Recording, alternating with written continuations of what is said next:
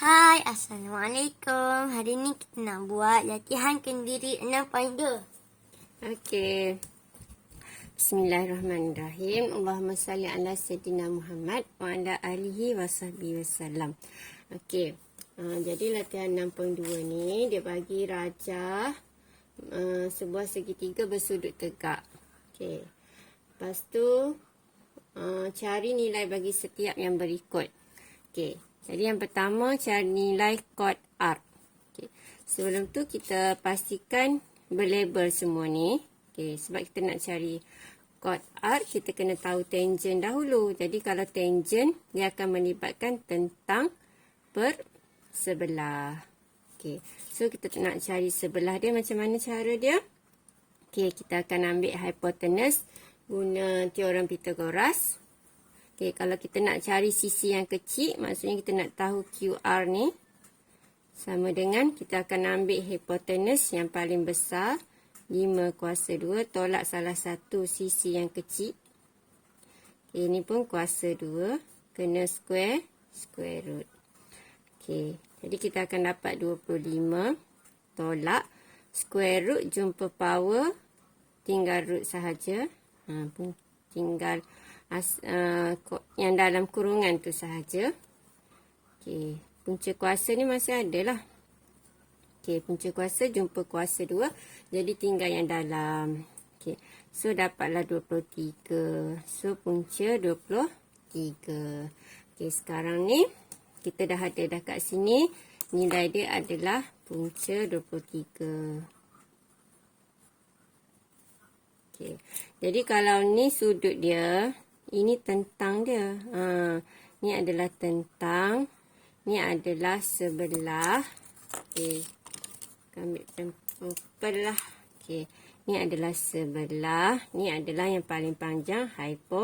Hypotenuse. Okey.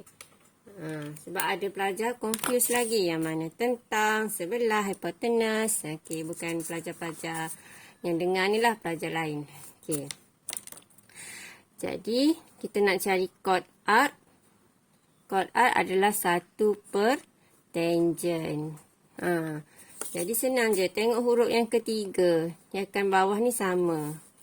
Jadi, kalau kod, 1 per tangent. Kalau cosec, cosec S 1 per sin. Second, 1 per cos. Okay, senang je nak ingat yang ni. Jadi, 1 per tangent.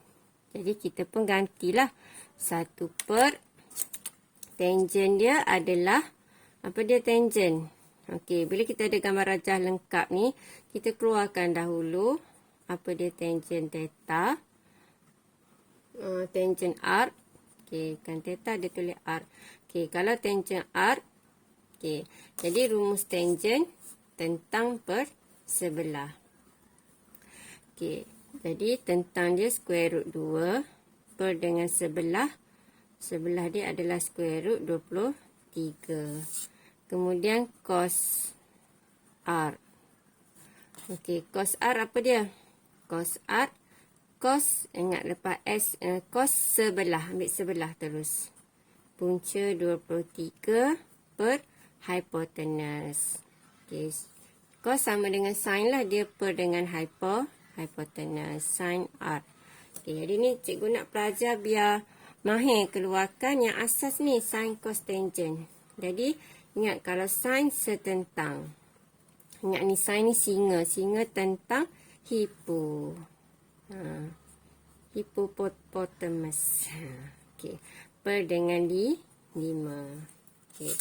So bila kita dah ada semua ni senang, kita nak ganti nanti kita tengok je, kita terus ambil ganti. Okey, jadi tangent R adalah square root 2 per dengan square root 23. Okey. Kalau awak faham kod adalah 1 per tangent, maksudnya daripada nilai tangent ni kita akan terbalikkan terus. Jadi kod R dia akan jadi square root 23 per square root 2. Sebab kalau ikut step bila macam ni, takut confuse dia jadi macam mana. Maksudnya kalau ikut step max biasa, 1 maksudnya bahagi dengan punca kuasa 2 per punca kuasa 23. Ni kalau step by step. Tukar pada darab. So, kita akan silang lah. Punca 23 duduk atas, punca 2 duduk bawah.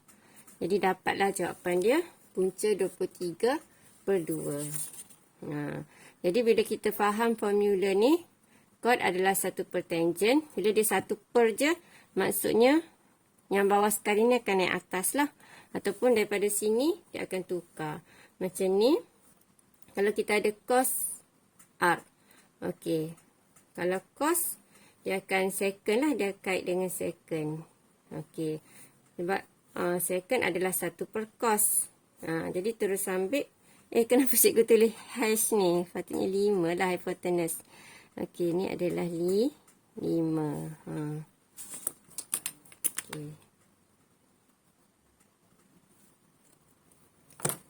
Lepas tu second dia akan jadi 5 per square root 23. Okey. Lepas tu yang ni sin ni adalah cosec. Jadi cosec kita terbalikkan 5 per square root 2. Jadi kalau faham ni jadi cepat sikit lah penyelesaian dia.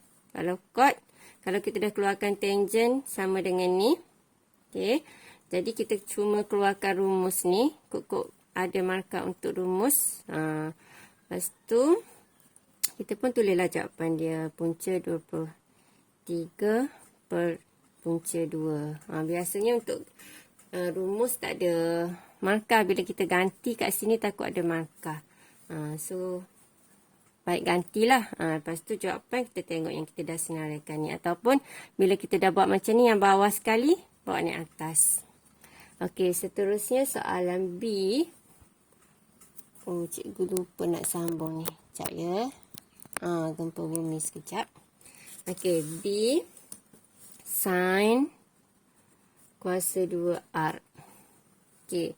Jadi, kalau sin kuasa 2R ni, dia macam sin ni awak anggap macam A darab A. Dapat A kuasa 2. Jadi, sudut tu tambah je ujung. Macam tu. Cuma dia sin sajalah. Jadi, kalau cos R darab dengan cos R.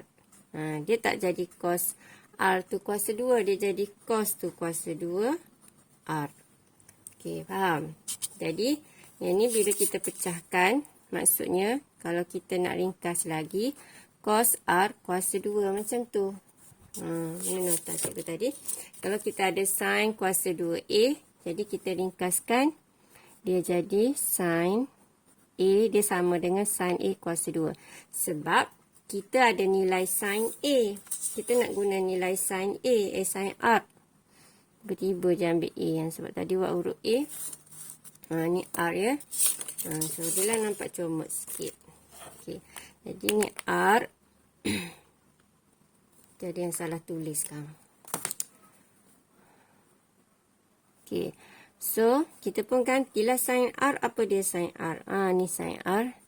Punca 2 per 5. So, sin R punca 2 per 5 kurungkan. Ada kuasa 2. Okay. Bila pecahan, kita kena selesaikan atas bawah. Kuasakan atas dan bawah. So, punca 2, kuasa 2, punca kuasa, jumpa kuasa. Ambil yang dalam dia sahaja. Okay. Lepas tu, 5 kuasa 2, dapatlah 25. Jadi, dapatlah jawapan dia 2 per 25. Faham tak? Okay. Jadi, cikgu harap awak dapat faham. Okay. Tak susah sangat pun ni. B dan C pula. Okay. C. Cos R tolak sin R per cosec R. Okey. Jadi macam mana nak ganti dia? Kita tengok yang kita dah ada apa dia? Cos R dah ada. Okey. Jadi kalau kita senaraikan, kalau soalan panjang pun kita senang je lah ambil ganti-ganti je. 23 per 5. Okey, tolak sin R punca 2 per 5 per, okey, cosec adalah Kosek ni. Okay. Kalau kita ada sin R, jadi 1/sin dia. Okay. Kosek adalah 1/sin dia adalah 5/2. Lepas tu sekarang ni adalah masalah mat biasa. Ni per ni maksudnya yang bahagi dia akan tukar kepada darab. So cikgu buat tepi ni dulu untuk conteng. Punca 23 tolak punca 2. Sebab ni 5. Jadi dah sama, kita per 5. Okay, kita gabungkan dia pecahan. Asas penyebut dah sama. Kita boleh gabungkan per 5. Ni per ni maksudnya bahagi. Bahagi kita tukar pada darab. Bila tukar pada darab, kita kena silang ni. Jadi, okay, kita buat step by step. Kita buat bahagi dulu Okay. Bahagi 5 per punca 2. Tak boleh short-short sangat. Nanti pendek-pendek sangat kan. Careless, short markah. Terkejut tengok markah. Markah pendek jadi short. Okay, awaknya short. Terkejut. Okay, jadi ni punca 23 tolak punca 2 per 5 bahagi jadi darab. Bila darab ni, kita silang lah.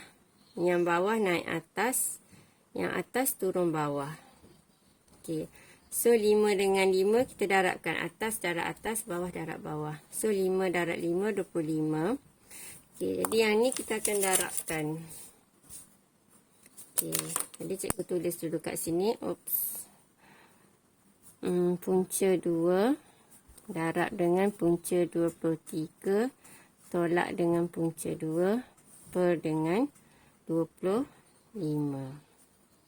Okey, lepas tu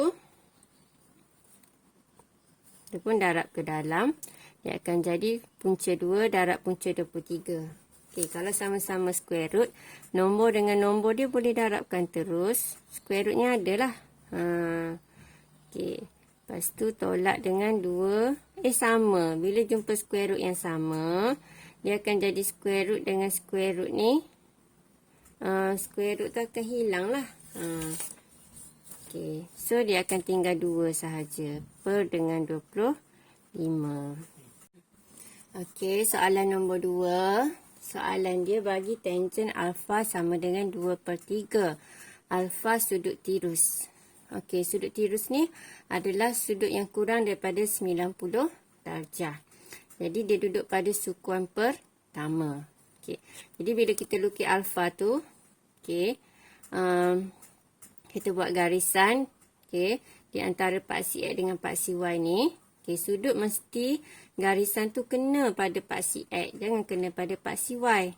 Kena pada paksi X. Okey, kita pun label. Okey, jadi kita ingatlah tangent. Okey. Tangent adalah tentang per sebelah. Okey. So, kita pun label. Jadi, tentang dia yang ni. Ni sebelah. Okey, yang sebelah, yang betul-betul duduk sebelah. Okey. So, kita nak kena cari hypotenuse. Jadi, kalau kita nak cari yang paling panjang hypotenuse, kita kena tambahkan yang kecil dengan yang kecil ni. Okey, jadi 3 kena kuasa 2. Tambah, kalau teorem Pythagoras, dia mesti ada kuasa 2. Lepas tu, mesti ada punca kuasa. Okey. Jadi, sini. Jadi, ni 9. Tambah dengan 4. Jadi, dapatlah 13. Ni ada punca kuasa. Okey. Jadi, sini punca kuasa 13. Okey. Jadi, kalau yang kita nak cari yang kecil macam yang tadi. Kita nak dapat yang kecil, kita kena tolak. Hypotenuse tolak yang kecil. Jadi, semua ada kuasa 2. Cuma beza tambah dengan tolak je kat sini. Okey. Sin alpha. Okey, kita senaraikan dulu. Sebelum kita cari satu persatu tu, kita senaraikan. Okey. Kita yang purple. Yang pertama, kita senaraikan sin alpha. Jadi, sin mesti tentang singa tentang hipo per hypotenuse. Okey, lepas tu kita keluarkan cos. Cos alfa. Cos ni kawan sebelah. Saya yang duduk sebelah ni alfa. So kawan duduk sebelah. Jangan ambil yang panjang, ambil yang kecil. Per dengan hypo juga. Okey, kawan dia ni hyperaktif. Okey, lepas tu tangent alfa sama dengan dah bagi dah tangent alfa. Okey, tak apalah. Tulislah juga sebab dah tertulis. Okey, so sin alfa, jadi kita dapatlah jawapan dia 2 per punca 13.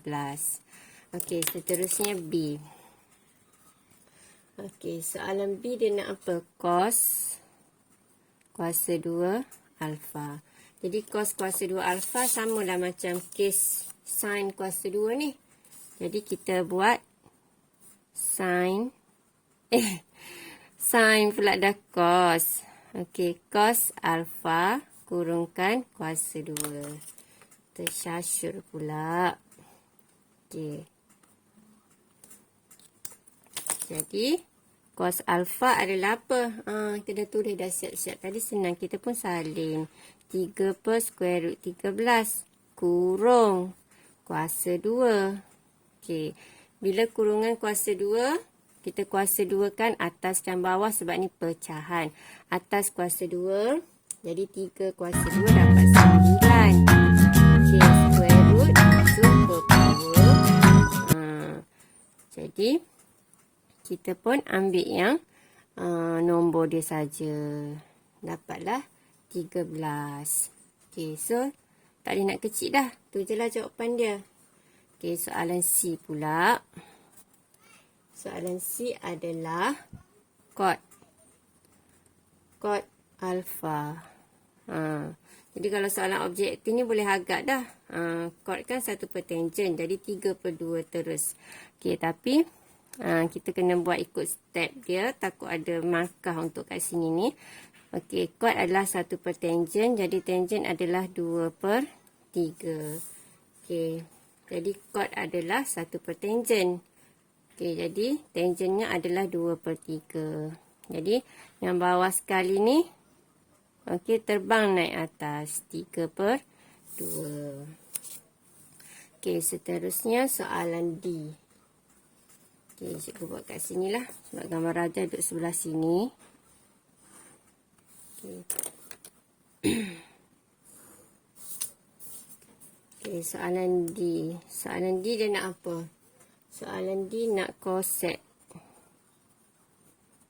Cosec alfa. Okey, jadi cosec alfa. Cosec ni apa dia? Ni tengok huruf yang ketiga ni 1 per sin. Jadi daripada sini kita dah boleh agak dah punca kuasa 13 per 2 jawapan dia. Kan? Okey. So,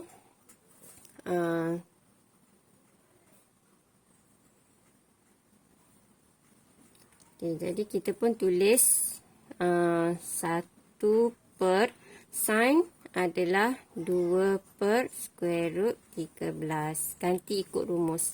Okey, cosec adalah 1 per sin arc. Sin alfa. Tersyasur arc sebab tadi arc. Jadi sin alfa. Jadi kita ganti sin alfa bawah ni adalah 2 per punca kuasa 13. Okey. So, yang bawah sekali terbang naik atas. Per 2. Okey. Siap untuk D. Lepas tu soalan E. Soalan E adalah okey, 4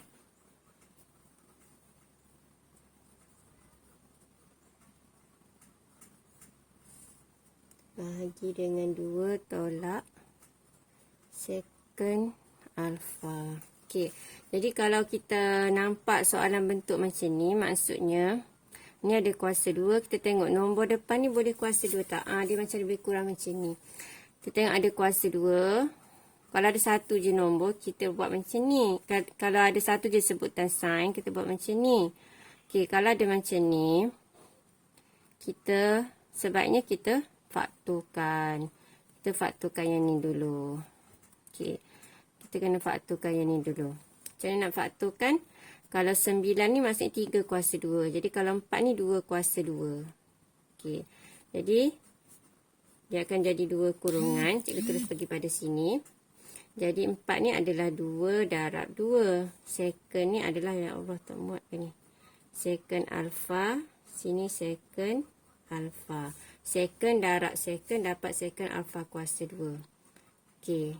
Jadi 1 tambah 1 tolak. Sebab dia akan, kita boleh simplify mati dengan yang bawah ni.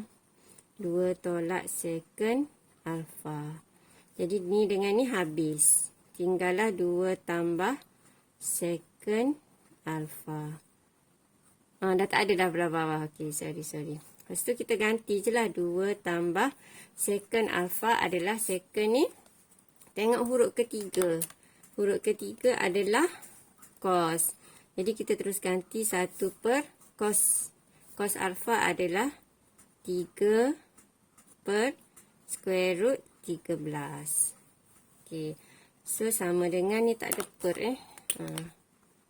Ni takut ada yang ingat yang ni per yang ni pula. Okey, alamat tak muat dah ke ni. Okey. Lepas tu ni mat biasa je lah. Okey, ni warna atas dulu. 2 tambah yang bawah sekali naik atas. Punca kuasa 13 per 3. Okey. Jadi kalau tengok atas soalan tu, kalau markah tak banyak, jadi kita terus, kalau second je kita faham 1 per cos. Jadi kita terbalikkan terus. Punca kuasa 13 per 3. Okey, yang ni kita akan samakan penyebut. Jadi yang ni kita anggap per 1. Okey, jadi 3 akan darab 1 akan darab atas. Jadi dapatlah 6 per 3 tambah square root 13 per 3. Okey, jadi jawapan akhir dia dapatlah 6 tambah, muat ke tak ni? Okey, 6 tambah square root 13 per 3. Paling kurus dah tu cikgu tulis tu. Okey, harap awak nampak ya. Okey, siap untuk nombor 2. Okey, soalan nombor 3, cari sudut pelengkap. Okey, kalau sudut pelengkap ni, kita kena ambil, dia contoh, kalau A, untuk dapatkan sudut pelengkap dia 90 tolak B. Yang mana dengan syarat A tambah B, sudut A tambah sudut B tu adalah 90. Maksudnya kalau kita nak dapat sudut pelengkap tu, wajib 90 kat depan tolak dengan salah satu sudut yang diberi. Faham? Okey.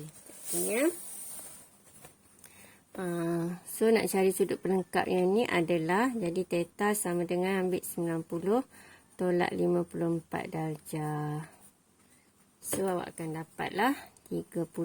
Lepas tu yang ni samalah, theta pelengkap sama dengan 90 tolak dengan 5 darjah 11 minit plus. Okey, so jadi kita tekan kalkulator. Okey. Macam mana nak tekan kalkulator banyak minit ni? 90 tolak 5. Lepas tu ambil dekat koma-koma banyak ni. Okey. 5 darjah. Okey. Lepas tu 17 koma. Lepas tu tekan 14 koma lagi sekali. Okey. Jadi di antara nombor-nombor ni, wajib tekan koma kat kalkulator. Jadi akan dapat 84.71.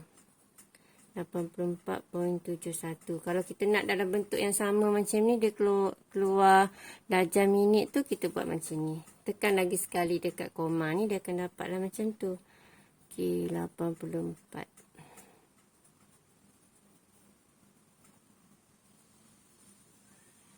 Okey. Settle untuk B, lepas tu C pula. C adalah pi per 5 radian. Okey. Kalau dalam unit pi radian, kita kena ingatlah 2 pi dia seko. Anak 2 pi buat bulatan. Jadi kalau satu bulatan, dia jumlah sudut dia 360. Okey. Jadi kalau pi bahagi 2, kita dapat 180. Kalau bahagi 2 lagi sekali, kita akan dapat 90. Yang ni pun bahagi 2 jadi pi per 2. Jadi ingat yang paling asas dia dekat apa ni? Dekat yang ni lah. 2 pi buat bulatan 360 darjah. Okey. Sekarang ni cikgu tengah geram kat 2 pi tu duduk makan buah durian cikgu. Berebut dengan dia. Tak apalah, kira rezeki dia kan. Dia tinggal, ada yang dia tinggal juga untuk cikgu tu. Okeylah, bolehlah. Alhamdulillah ada rezeki, bolehlah makan. Okey. Jadi kita pun tolak lah. Theta sama dengan ni, pi per 2. Tolak dengan pi per 5. Jadi pi per 2 ni unit pi dia macam A dengan A lah. Jadi kita boleh ambil nombor dia 1 per 2 tolak dengan 1 per 5. Okay.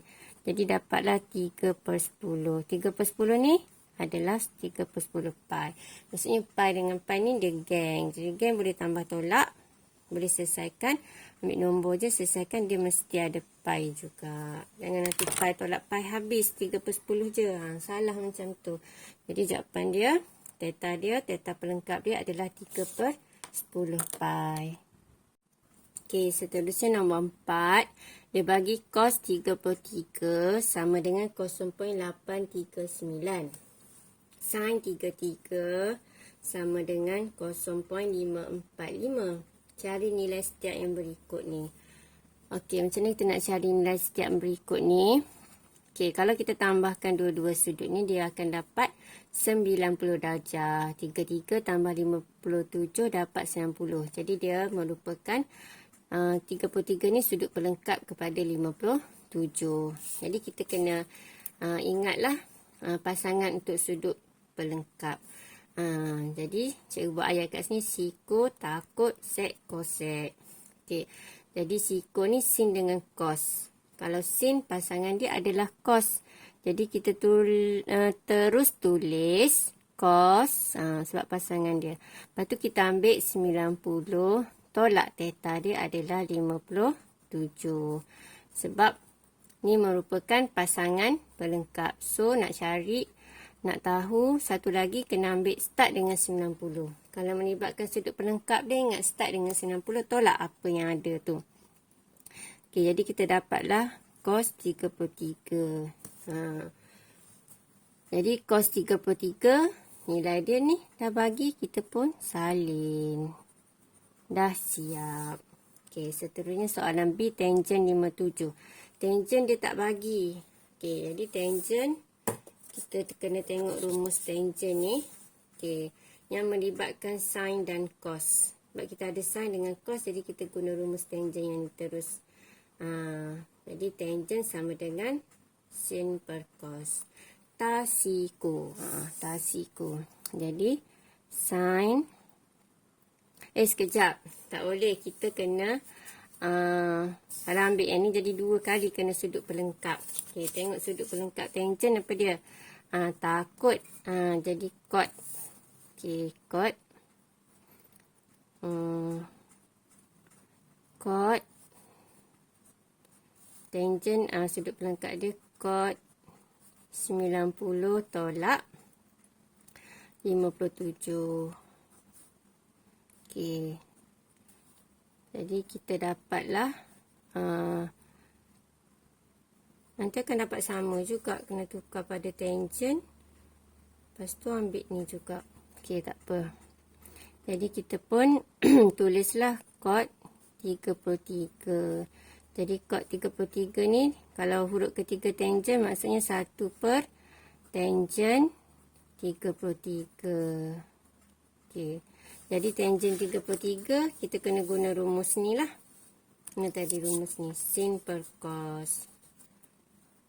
Jadi sin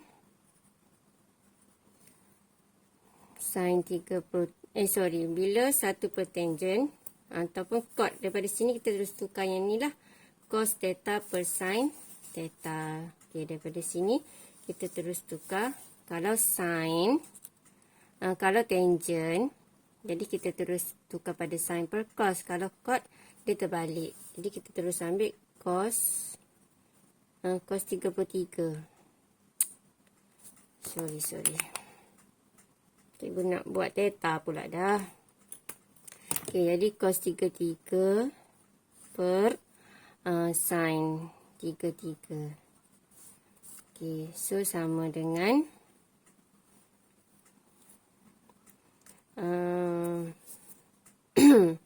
kita pun gantilah cos 33 0.839 bahagi dengan 0.545. Okey. So dapatkan jawapan dia. Tekan kalkulator, awak akan dapat 0.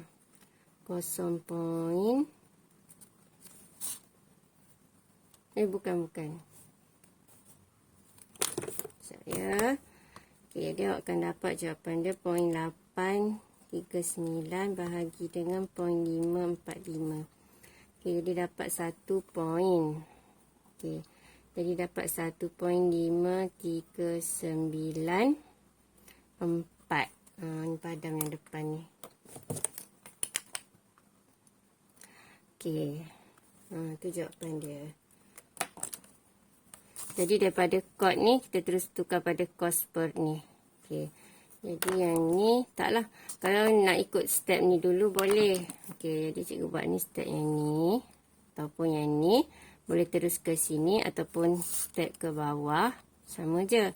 Jadi 1 per tangent. Dia akan jadi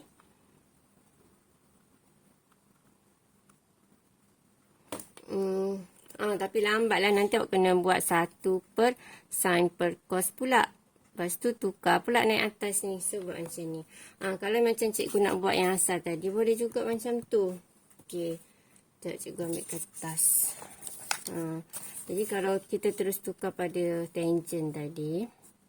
Okey, tangent 57 sama dengan sin 57 per cos 57. Okey. Tak terang tak awak ni. Okey. Jadi kita pun ambil sudut 57 tak diberi. Kita kena guna sudut 33. Jadi kita kena guna sudut pelengkap. 90 tolak 57 per dengan, kalau cos sudut pelengkap dia sin 90 tolak 57. Okey. So cos 90 tolak 57 kita akan dapat cos 33 per dengan sin 33. So awak akan dapat berapa? Sama dah, sampai sini dah sama dah, ikut yang ni. Okey. Boleh je. Yang penting kita ikut rumus yang betul dan kita ganti dengan betul. Bila kita nak ganti tu nilai tu ada diberi, bereslah. Okey. Jadi boleh siapkan ikut yang ni je. Cikgu rasa yang ni lagi senang sebab kita ikut rumus yang asal. Tangent ni siko sin per cos. Lepas tu tolakkan semua kat sini lah. Ada 2 kali kena tolak. Okey. Lepas tu yang ni dah dapat macam ni, ganti je. Okey. Seterusnya kita pergi pada soalan C. Okey.